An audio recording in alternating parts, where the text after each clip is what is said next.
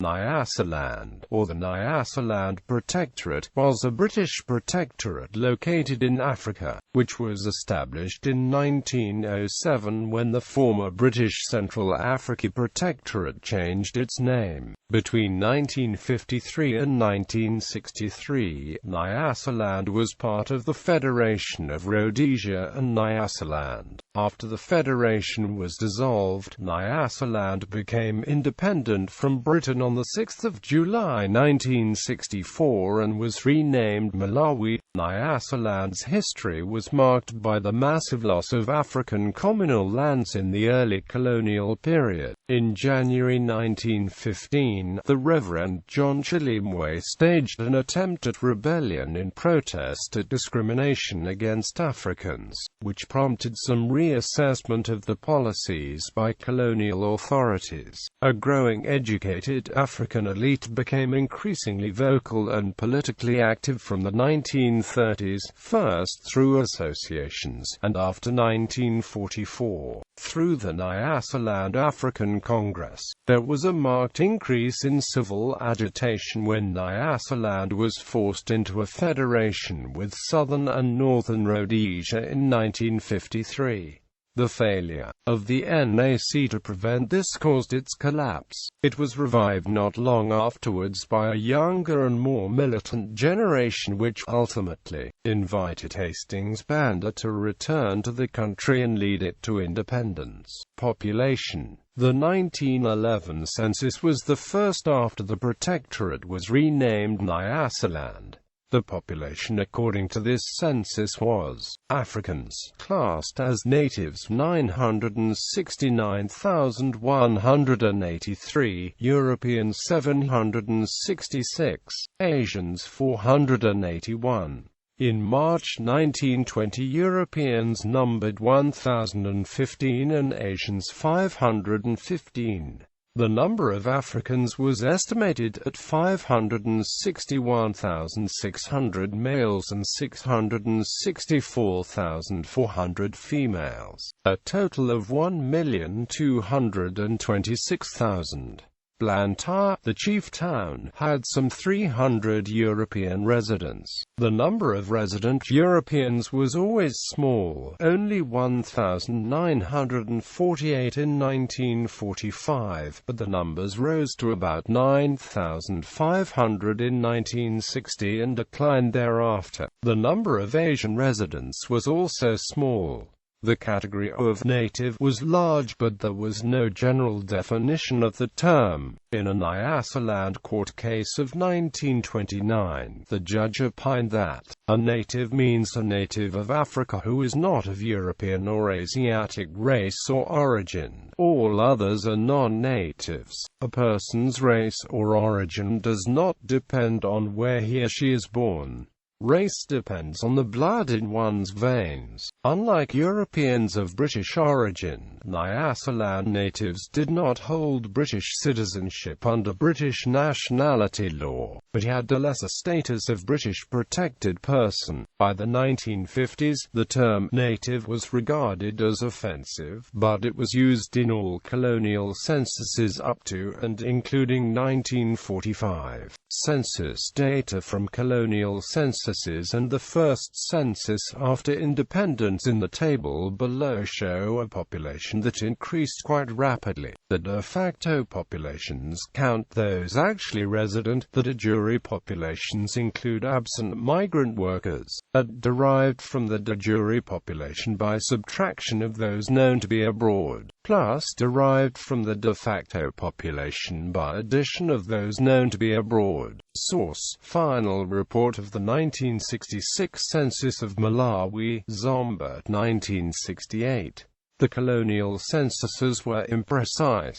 Those of 1901 and 1911 estimated the African population based on HUT tax records, and adult male tax defaulters went unrecorded. The censuses of 1921, 1926 and 1931 did not make individual counts of the African population. probably underestimated absentees and undercounted in remote areas. The census of 1945 was better, but still not a true record of the African population. The censuses of 1921, 1931 and 1945 all recorded the numbers of Mozambique immigrants, but those before 1945 may have substantially underrecorded the numbers and also the full extent of labor emigration from Nyasaland. Throughout the colonial period and up to the present, the rural population density of Nyasaland has been among the highest in sub-Saharan Africa, although the population increased quite rapidly, doubling between 1901 and 1931. High infant mortality and tropical diseases restricted the natural increase to no more than 1 to 2% a year, and the rest of the increase seems to have resulted from immigration from Mozambique. From 1931 to 1945, natural increase doubled, probably through improved medical services. Infant mortality gradually decreased, and although immigration continued throughout the colonial period, it was a less significant factor. The 1921 census listed 108,204 Anguru, and it is likely that the large number of those listed under other tribal names had crossed the border from Mozambique as well. It is also likely that the numbers of immigrants from tribal groups believed to belong to surrounding territories, mainly Mozambique and northern Rhodesia, had doubled between 1921 and 1931, and that most of this large migratory movement took place after 1926.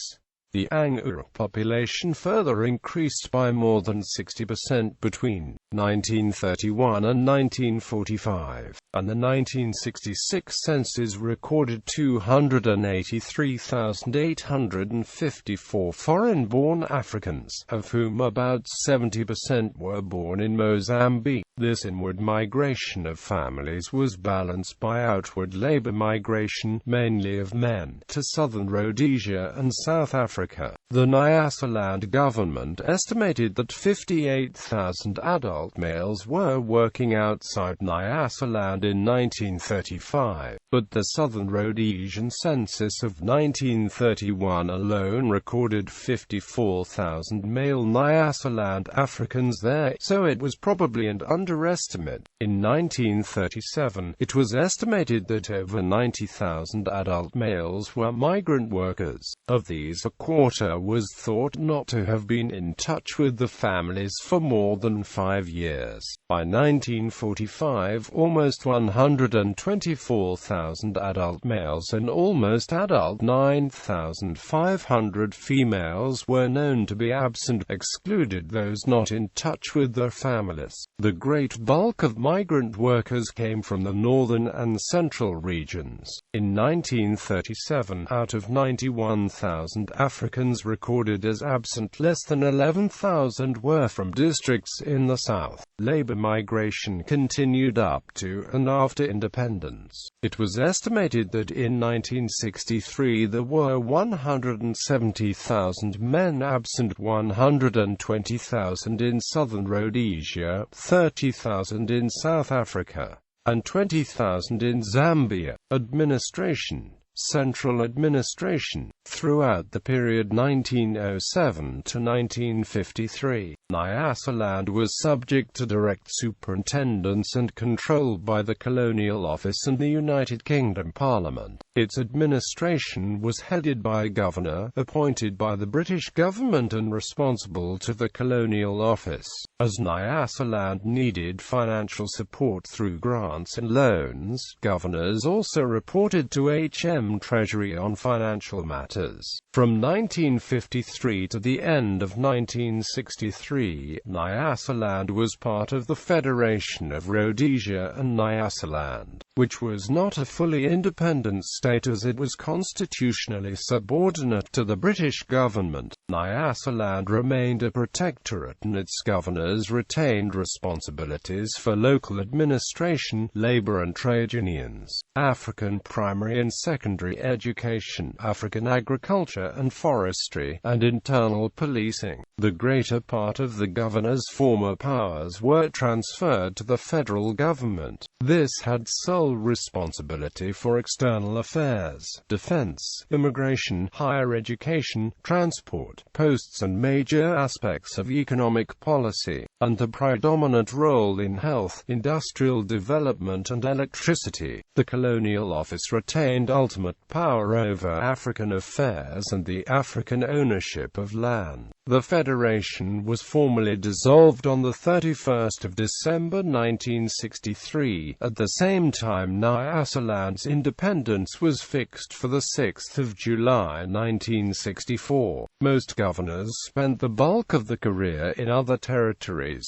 but were assisted by heads of departments who spent their working life in Nyasaland. Some of these senior officials also sat on the two councils that advised governors. The Legislative Council was formed solely of officials in 1907 to advise governors on legislation. From 1909, a minority of nominated, non-official members was added. Until 1961, the governor had power to veto any ordinance passed by the Legislative Council. The Executive Council was a smaller body advising on policy. It was formed solely of officials until 1949, when two nominated white non-official members were added to 8 officials. The composition of the Legislative Council gradually became more representative. In 1930, its 6 non-official members were no longer nominated by the governor but selected by his association representing white planters and businessmen. African interests were represented by 1 white missionary until 1949, when 3 Africans nominated by the governor and an Asian joined 6 white non-official and 10 official members. From 1955, its 6 white non-official members were elected and 5 Africans were nominated. Only in 1961 was there an election for all Legislative Council seats, and the Malawi Congress Party won 22 out of 28 seats. The party was also nominated to 7 of the 10 Executive Council seats.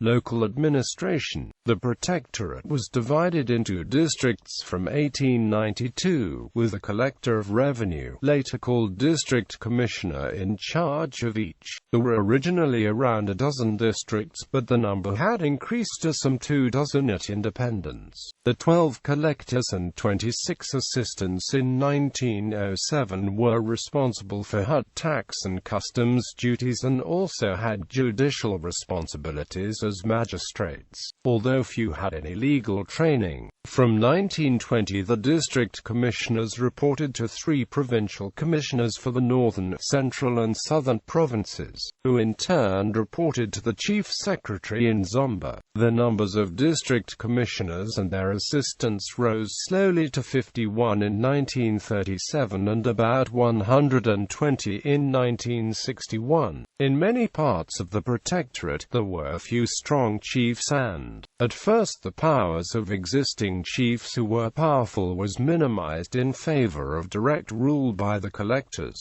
From 1912, collectors were able to nominate principal headmen and village headmen as local intermediaries between the Protectorate administration and local people. In an early form of indirect rule, each collector could determine what powers to delegate to headmen in his district, and some appointed traditional chiefs as principal headmen with significant authority locally. Another version of indirect rule was instituted in 1933. but the chiefs and the councils who became native authorities had few real powers and little money to enforce them. The native authorities could set up native courts deciding cases under local customary law, but, in the opinion of Sir Charles Golding, governor from 1924 to 1929, the system of traditional chiefs was in decay and could not be relied on. Native courts had no jurisdiction over European-owned estates. They were subject to the oversight of district commissioners, and were used to enforce unpopular agricultural rules. They did, however, deal with the vast bulk of disputes in the Protectorate. From 1902, English law had been established as the normally recognized legal code, and a High Court was established on the English model, with a Chief Justice and other judges. Appeals were heard by the East African Appeal Court in Zanzibar. Customary law was allowed in cases involving Africans, if native law custom was not repugnant to English legal principles. Order was at first maintained by soldiers of the King's African Rifles, some of whom were seconded to assist the district commissioners, or by poorly trained police recruited by the district commissioners. A better trained central colonial police force was set up in 1922, but in 1945 it had only 500 constables. After the Second World War, there was an increase in the expenditure on the police and its expansion into rural areas. A police training school was opened in 1952. Police manpower increased to 750 by 1959 and new units were set up. These changes proved insufficient when major disturbances took place. 1959. A state of emergency was declared, and military forces were brought in from the Rhodesias and Tanganyika. Police manpower was then expanded to about 3,000, and after the Malawi Congress Party took power in 1962, it inherited a colonial police force of 3,000 including British senior officers. Land issue. Private estates. European ownership of large areas of land was one of the main social and political issues for the Protectorate. Between 1892 and 1894, 3,705,255 acres, almost 1.5 million hectares or 15% of the total land area of the Protectorate, was alienated as European-owned estates through the grant of certificates of claim. Of this, 2,702,379 million acres, over 1 million hectare, in the north of the Protectorate had been acquired by the British South Africa Company for its mineral potential and was never turned into plantations. Much of the remaining land, some 867,000 acres, or over 350,000 hectares of estates, included a large proportion of the best arable lands in the Shire Highlands, the most densely populated part of the country. The first Commissioner of the Protectorate, Sir Harry Johnston, had hoped that the Shire Highlands would become an area for large-scale European settlement. He later considered it was too unhealthy and had a large African population who required a sufficient land for their own use, although his successors did not share this view. Further land alienations were much smaller. Around 250,000 acres of former Crown lands were sold as freehold land or leased, and almost 400,000 acres more originally in certificates of claim were sold or leased in holdings whose average size was around 1,000 acres, many representing smaller farms of Europeans coming to Nyasaland after the First World War to grow tobacco. As late as 1920, a land commission set up by the Nyasaland authorities proposed further land alienation to promote the development of small to medium-sized European plantations from the 700,000 acres of Crown land which it said were available after the present and future needs of the African people were met. This plan was rejected by the Colonial Office. Much of the best land in the Shire Highlands was alienated to Europeans at the end of the 19th century. Of over 860,000 acres over of estates in the Shire Highlands, only a quarter was poor quality land. The other 660,000 acres were in areas of more fertile soils, which had a total area of some 1.3 million acres in the Shire Highlands. However, two large belts, one from Zomba town to Blantyre Limbe, the second from Limbe to Thierlo town, were almost entirely estates.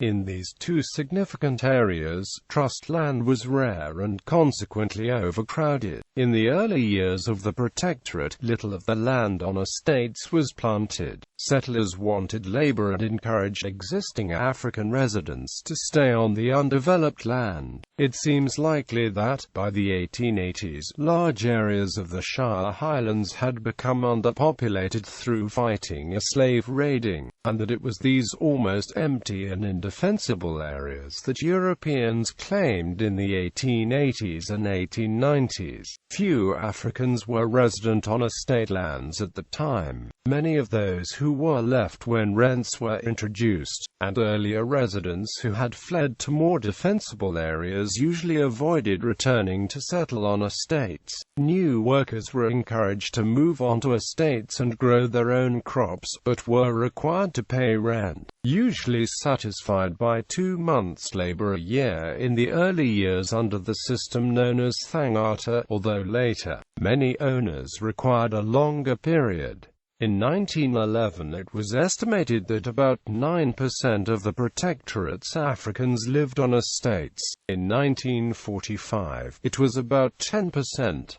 These estates comprised 5% of the country by area, but about 15% of the total cultivable land. This suggests estates had rather low populations relative to the quality of the land. 3 major estate companies retained land holdings in the Shire Highlands. The British Central Africa Company once owned 350,000 acres, but before 1928 it had sold at least 50,000 acres. It retained 2 large blocks of land, each around 100,000 acres, in the Shire Highlands. The rest of its properties were in and near to the Shire Valley. For the late 1920s, it obtained cash rents from African tenants on crowded and unsupervised estates. A.L. Bruce Estates Limited owned 160,000 acres, mostly in the single Magomero estate in Zomba and Kairadzulu districts. Before the 1940s, it had sold little of its land and preferred to farm it directly. By 1948, the estate was largely let to tenants, who produced all its crops. Blantyre and East Africa Limited had once owned 157,000 acres in Blantyre and Zomba districts, but sales to small planters reduced this to 91,500 acres. By 1925, until around 1930, it marketed its tenants' crops, but after this sought cash rents. The 1920 Land Commission also considered the situation of Africans living on private estates, and proposed to give all tenants some security of tenure. Apart from the elderly or widows, all tenants would pay rents in cash by labor or by selling crops to the owner, but rent levels would be regulated. These proposals were enacted in 1928, after a 1926 census had shown that over 115,000 Africans lived on estates. Before 1928, the prevailing annual rent was 6 shillings.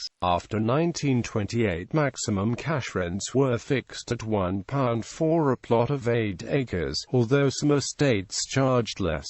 The equivalent rents in kind required delivering crops worth between 30 and 50 shillings instead of £1 cash. To discourage this option, estate owners could expel up to 10% of their tenants every 5 years without showing any cause, and could expel male children of residents at 16 and refused to allow settlement to husbands of residents' daughters. The aim was to prevent overcrowding, but there was little land available to resettle those expelled, and from 1943, evictions were resisted. African land. British legislation of 1902 treated all the land in Nyasaland not already granted as freehold as Crown land, which could be alienated regardless of its residents' wishes. Only in 1904 did the governor receive powers to reserve areas of Crown land for the benefit of African communities, and it was not until 1936 that all conversion of native trust land to freehold was prohibited by the 1936 Native Trust Lands Order. The aims of this legislation were to reassure the African people of the rights in land and to relieve them of fears of its alienation without the consent. Reassurance was needed, because in 1920, when native trust land covered 6.6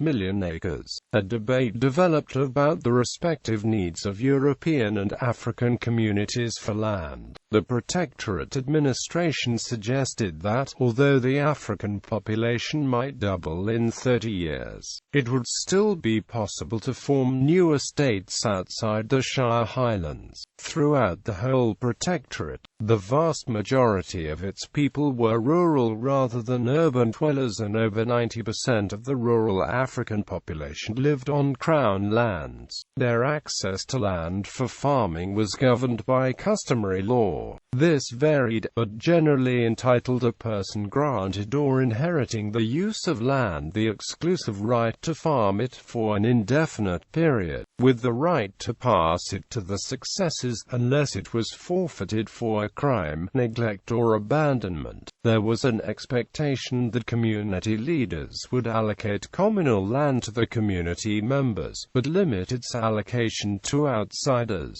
Customary law had little legal status in the early colonial period, and little recognition or protection was given to customary land of the communities that used it then. It has been claimed that, throughout the colonial period and up to 1982, Malawi had sufficient arable land to meet the basic food needs of its population, if the arable land were distributed equally and used to produce food. However, as early as 1920, while the Land Commission did not consider that the country was inherently overcrowded, it noted that, in congested districts where a large proportion of the working population was employed, particularly on tea estates and near towns, families had only 1 to 2 acres to farm. By 1946, the congested districts were even more crowded. Land reform. From 1938, the Protectorate administration began to purchase small amounts of underused estate land for resettlement of those evicted. However, these purchases were insufficient, and in 1942, hundreds of Africans in the Blantyre district who had been served with notices to quit refused to leave since there was no other land for them. 2 years later, the same difficulty arose in the densely populated Cholo district, 2/3 of whose land constituted private estates. In 1946, the Nyasaland government appointed a commission, the Abrahams Commission, to inquire into land issues following the riots and disturbances by tenants on European-owned estates in 1943 and 1945. It had only one member, Sir Sidney Abrahams, who proposed that the Nyasaland government should purchase all unused or underused freehold land on European-owned estates which would become Crown land, available to African farmers. The Africans on estates were to be offered the choice of remaining on the estate as workers or tenants, or of moving to Crown land. These proposals were not implemented in full until 1952. The report of the Abrahams Commission divided opinion. Africans were generally in favor of its proposals, as was the governor from 1942 to 1947, Edmund Richards, and the incoming governor, Geoffrey Colby. Estate owners and managers were strongly against it, and many European settlers bitterly attacked it. As a result of the Abrahams report, in 1947 the Nyasaland government set up a land planning committee of civil servants to advise on implementing its proposals and deal with the acquisition of land for resettlement. It recommended the reacquisition only of land which was either undeveloped or occupied by large numbers of African residents or tenants. Land capable of future development as estates was to be protected against unorganized cultivation. From 1948, the program of land acquisition intensified, assisted by an increased willingness of estate owners who no future in merely leasing land and marketing the tenants' crops. In 1948, it was estimated that 1.2 million acres of freehold estates remained, with an African population of 200,000. At independence in 1964, only some 422,000 acres of European-owned estates remained, mainly as tea estates or small estates farmed directly by their owners.